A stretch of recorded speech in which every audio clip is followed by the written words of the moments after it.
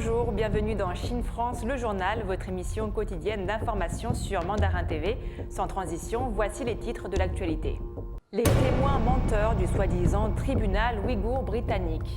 Le Premier ministre chinois appelle au renforcement de la coopération et des liens culturels entre la Chine et la Grèce. Plus de 7 milliards de dollars versés pour soutenir la restauration des prairies en Mongolie intérieure. Le marché chinois de la location de voitures devrait connaître une croissance rapide et dépasser 100 milliards de yuans, environ 15,39 milliards de dollars l'année prochaine. L'économie dite de la nuit est très dynamique en Chine. Les histoires inventées et racontées par des témoins lors des récentes audiences du tribunal ouïghour tenues au Royaume-Uni ont une fois de plus montré aux gens comment les mensonges sont transformés en preuves pour étayer les accusations contre la région autonome ouïghour du Xinjiang, dans le nord-ouest de la Chine, a déclaré un porte-parole de la région. Explication. Le tribunal ouïghour regorge de mensonges et de fausses informations. De nombreuses histoires racontées par les témoins lors des audiences peuvent sembler honorables, mais peu de gens savent que ces expériences personnelles sont souvent inventées, a souligné Xu Guixiang, un porte-parole du gouvernement régional du Xinjiang, lors d'une conférence de presse qui a eu lieu le 17 septembre à Pékin. Un certain Alimet Rossi a affirmé lors des audiences qu'il soupçonnait que ses frères avaient été arrêtés par des agents du gouvernement chinois. En fait, aucun de ses parents directs n'a jamais été arrêté, ils mènent tous une vie normale au Xinjiang, a commenté M. Xu, ajoutant que le dit Alimet, qui a quitté la Chine en 2006, est un personnage clé de l'association ouïghour du Japon, un groupe anti-chinois. Yarken Rossi, le frère aîné de ce Alimet, a déclaré qu'il n'avait jamais été placé sous surveillance ni arrêté comme le prétendait son frère cadet. Yarken, qui travaille au bureau des impôts de la préfecture de Taichung, a déclaré qu'il ne comprenait pas pourquoi son frère a commencé à calomnier et salir les autres depuis qu'il est parti au Japon.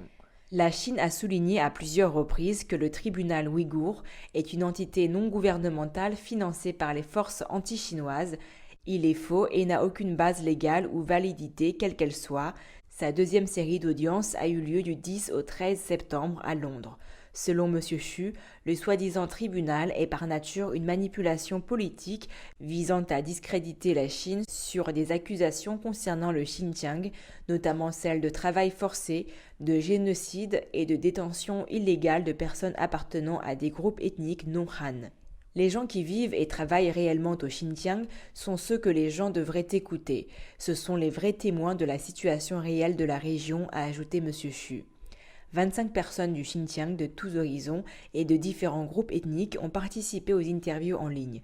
Ils ont expliqué comment leur vie s'est améliorée après que la région a intensifié ses efforts dans divers secteurs, notamment le maintien de la stabilité sociale, l'amélioration de l'unité ethnique, la protection de la liberté de croyances religieuses et la promotion des cultures ethniques. Le Premier ministre chinois Li Keqiang a appelé la Chine et la Grèce à promouvoir les échanges culturels et l'apprentissage mutuel entre les civilisations.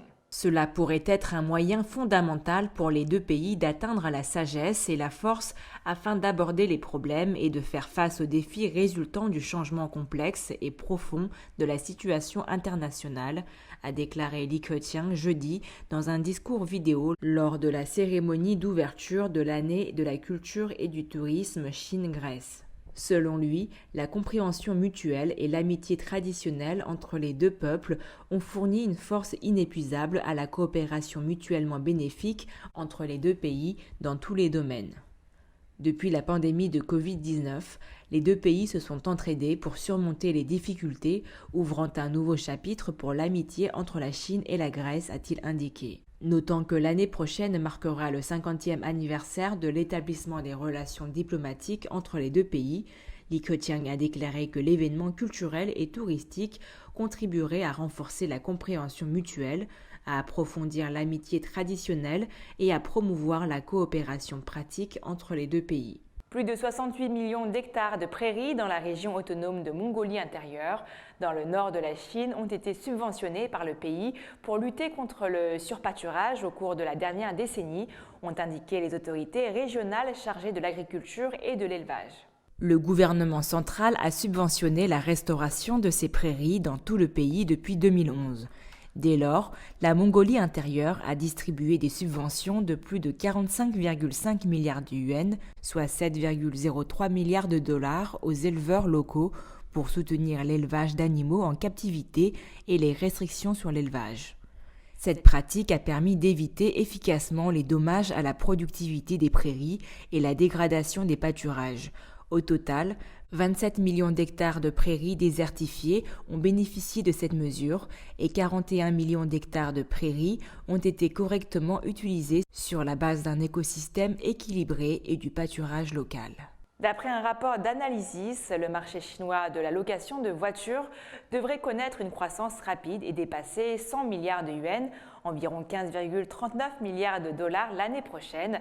Grâce à des politiques favorables et à une consommation croissante, la demande de location de voitures en Chine est en expansion constante. Le marché chinois de la location de voitures connaîtra un développement rapide à la suite du remaniement du secteur de la location de voitures au cours des 5 ou 6 dernières années, selon un rapport d'Analysis, fournisseur de services d'analyse de données d'Internet. En 2021, le secteur a vu quelques sociétés de location de voitures très compétitives, dont China Auto Rental et Eride occupant la majeure partie du marché. En 2020, 418 millions de Chinois détenaient un permis de conduire, mais le nombre de propriétaires de voitures privées n'était que de 244 millions. Alors que le nombre de conducteurs sans voiture privée a fortement augmenté, une large base de clients pour le marché de la location de voitures a émergé, note le rapport. Grâce à des politiques favorables et à une consommation croissante, la demande de location de voitures dans le pays est en expansion constante. Je vous le disais en titre, l'économie dite nocturne est très dynamique en Chine, comme vous le montre ce reportage. Le 5 septembre, la conférence sur les marques de restauration de Pékin de la Foire internationale du commerce et services de Chine 2021 s'est tenue au Centre national de conférences de Chine à Pékin.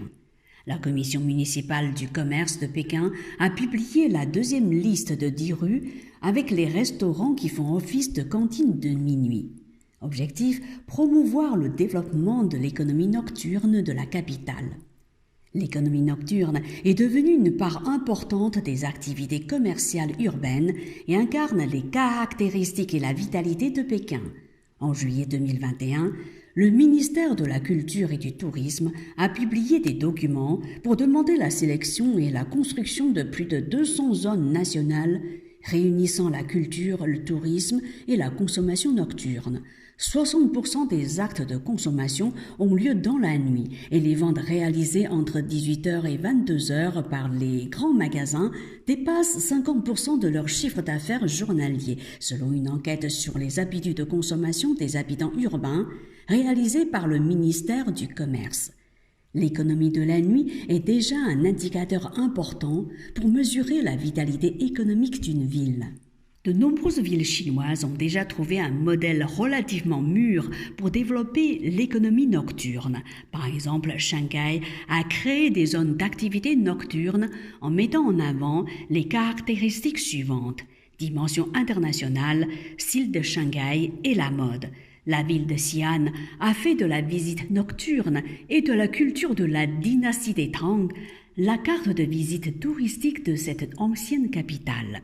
Des décorations et spectacles de lumière le long du fleuve Yangtze dans la ville de Wuhan et la zone touristique de la rivière Qinhuai et autour du temple de Confucius à Nankin sont devenus les symboles de l'économie nocturne de ces deux villes. Selon les données d'Immediate Research en 2020, le développement de l'économie de la nuit chinoise est évalué à plus de 30 milliards de yuan, soit 3 930 milliards d'euros, et pourra atteindre 36 milliards de yuan, soit 4 727 milliards d'euros en 2021. L'économie nocturne englobe des secteurs et des types de consommation très variés.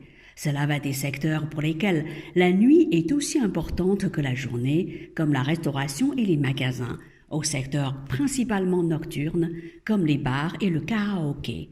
D'ailleurs, les activités culturelles et sportives sont aussi devenues progressivement des activités nocturnes dans les villes, offrant des produits comme la gymnastique, le concert, l'exposition artistique et la librairie nocturne. C'est la fin de votre journal. Merci à tous de l'avoir suivi. Pour vous abonner, il vous suffit de cliquer sur le bouton s'abonner en bas à droite de la vidéo et pensez également à activer la petite clochette de notification pour ne rien rater. Très belle journée ou très belle soirée à tous avec Mandarin TV.